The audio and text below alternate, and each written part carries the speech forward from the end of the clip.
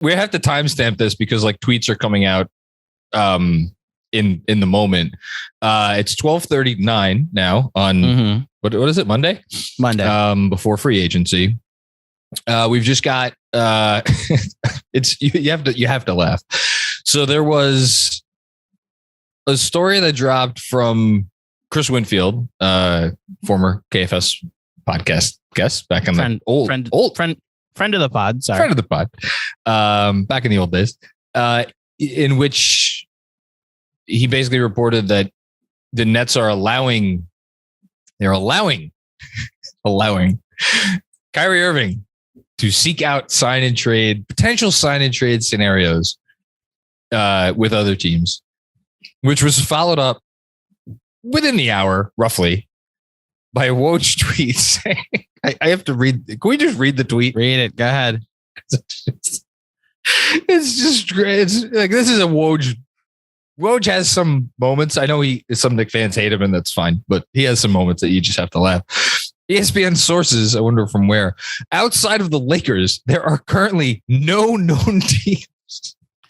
I wonder why. Hold on, John, compose yourself. No known teams planning pursuit of sign and trades for Nets guard Kyrie Irving. You laughed. You don't tell me not to laugh. Because, like, duh, no shit. Yeah, I wonder why we don't want to max out the guy that doesn't play, you know?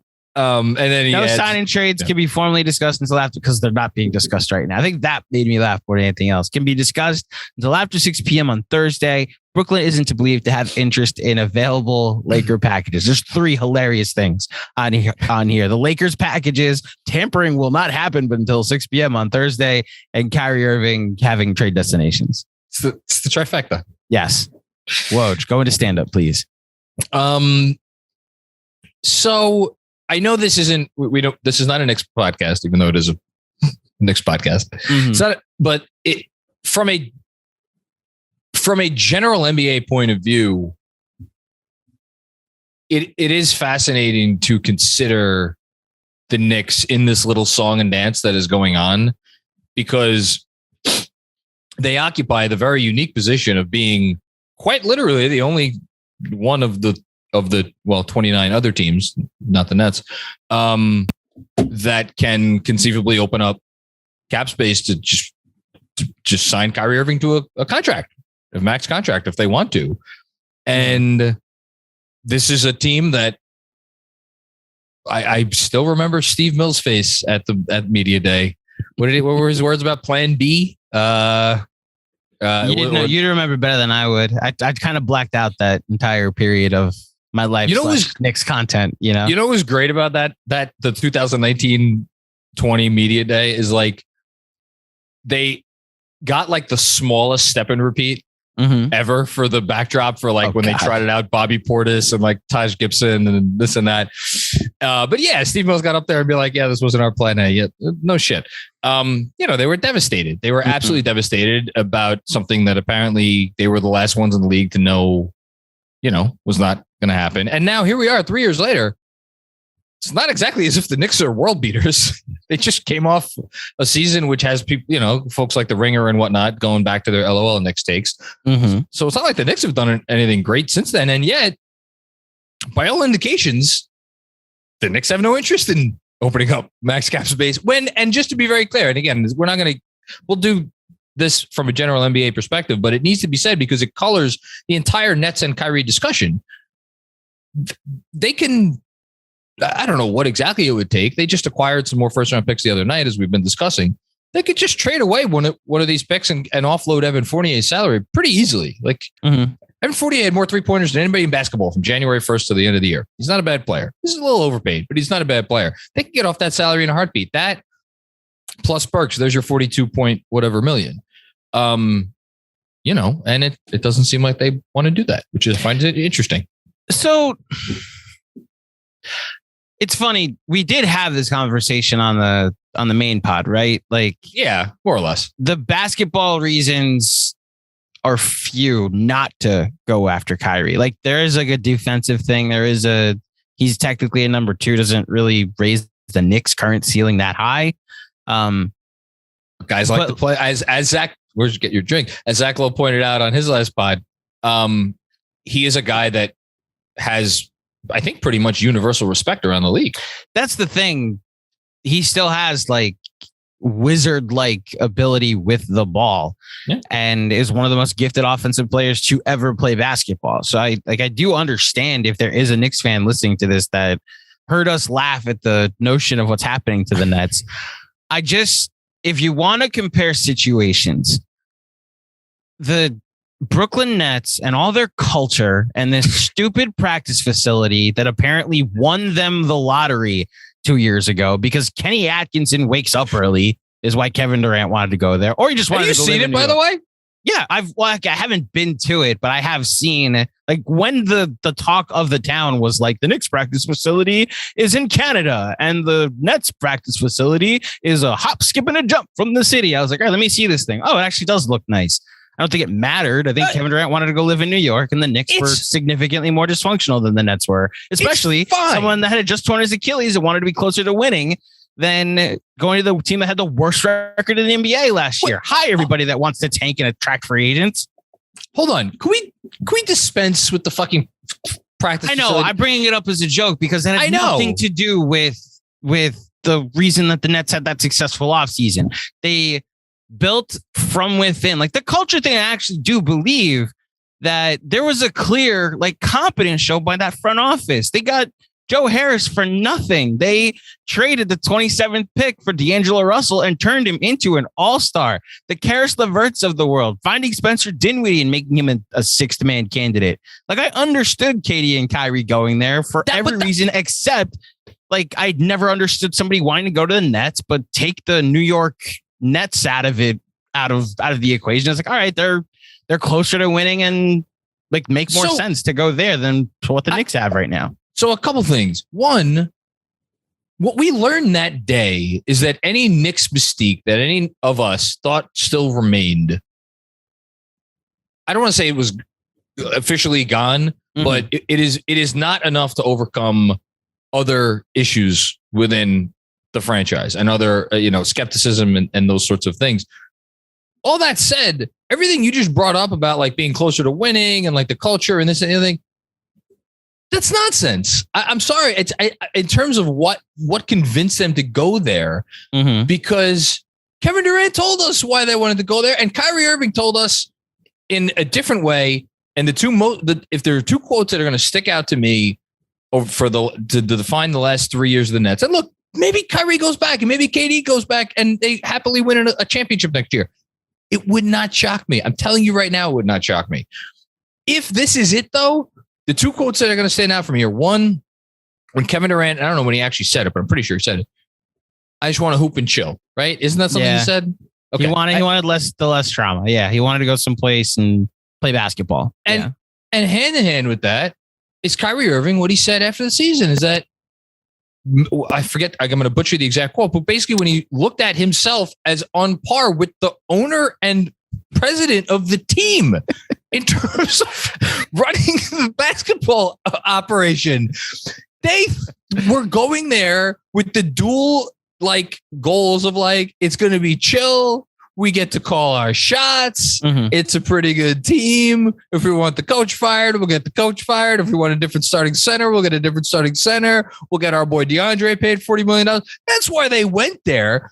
I think that, like, did the Knicks dysfunction leading up into 2019 have a little something to do with it? Sure. But like, let's not pretend this was about anything that it wasn't.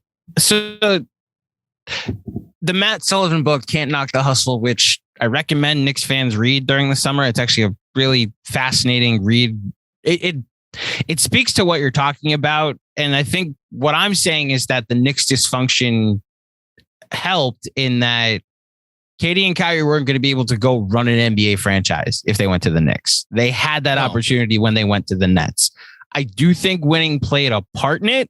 Sure. But because like the Knicks were the worst team in the NBA that year, the Nets were like the PR of the move made more sense. You could sell it like, listen, this team made the playoffs last year and they have the cap space to fit us in and like pieces that either we can, integrate into a contender or trade for a third guy.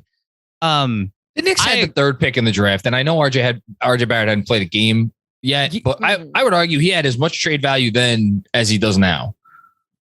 They could have moved him and gotten themselves, fair. And I keep going back to that summer of, this is back in the nothing but Knicks days of, I'm not trading Kevin Knox for Anthony Davis. But that shit goes out the window if they get those two guys and they put together whatever team they want. I agree with you. My point being, like, I think the Knicks were never going to give 2 stars free reign to run the team. That's because that's not how they operate. Right. That's not how this organization operates. It's funny, like, we say that almost as a knock on them, that they don't like bend the knee to player empowerment. Yet here we are. Yeah. Look at what bending the knee to player empowerment has done to the Nets. Look at the situation they found themselves in. Kyrie's allowed to think of himself as on par with the ownership, and look where it has them. He's looking to get out of it. And the James Harden part of this cannot be understated. It cannot be overstated enough. They traded everything, all of their culture, 3 of their core players, control over their draft for the next 8 years. And it started this year. Okay. They traded their culture in the moment they signed and traded whatever, KD. Mm-hmm. And that was when the culture, they traded in everything else in the Harden trade. And I'm so happy you brought up Harden, because that was going to be my next point, which is that I think the larger discussion here to expand it from the Nets. And again, this feels a little bit like putting someone in the grave when there's like, what comes before life support? What's like when they're in like a coma and they think there's a chance they can wake up still? I think that's what it's called, a coma. Like they're not brain dead yet. Yes, they're medically induced coma. That's what it is. Okay. I love how I brought the conversation there. Yes. You're welcome, America. The conversation, the larger conversation about the price you pay when you give your organization over to a star, and whether there is ever a scenario where it is worth it. Because you brought up Harden, the Rockets did this, and it kind of sent them spiraling down until they found a team in the Nets who were able to restock the cupboard. So maybe the moral of the story is like, if you give yourself over to a superstar, you do it, and then worst case scenario, it doesn't work out, and you just trade that star for a bunch of shit. Like, because like, let's be real about this. And this is why this is different than the KG Paul Pierce trade. If the Nets wind up trading Kevin Durant, they're going to restock they're going to lose probably for a couple of years, but they're going to restock their cupboard, and they'll just go forward navigating that way, as the Rockets are doing now. And I think most people, will talk about the draft in a bit, are pretty excited about what's in store for the Rockets. But in a perfect world, you have a marriage of player and culture, which is what gets you to Steph and the Warriors, and to a lesser extent, Jimmy Butler and the Heat, and then, but like, to me, I find that a fascinating conversation. Like, the Cavs gave themselves over to LeBron for all those years. They got one championship out of it. Now, part of that was dysfunction on the Cavs' part. I think part of that was maybe a little bit of LeBron. They made the finals 4 times and lost to one of the greatest teams ever. I don't think anything they did was like, I think the reason they didn't win more championships is because the Warriors happened, That's fair. I guess maybe their first run with LeBron, that was more their fault, because they just did not build that team properly. But like, Kyrie Irving got hurt game 1. Kevin Love got hurt in the first round of the playoffs. Like, yeah, like here's my drinking game. Zach Lowe says all the time that the 2017 Cavaliers are one of the best offensive teams he's ever seen, and should be regarded as such. But they ran into arguably the greatest team ever assembled, that 2017 Warriors team, And well, in any case, I think let's put LeBron aside, because I'm usually harder on LeBron than he deserves. But like, it definitely, when you see stuff like this happen, it makes me appreciate Steph Curry, Tim Duncan. You want to throw Dirk Nowitzki in there, like those guys who really just like, they never. They were part of the culture, as opposed to a thing that went against the intent of the culture.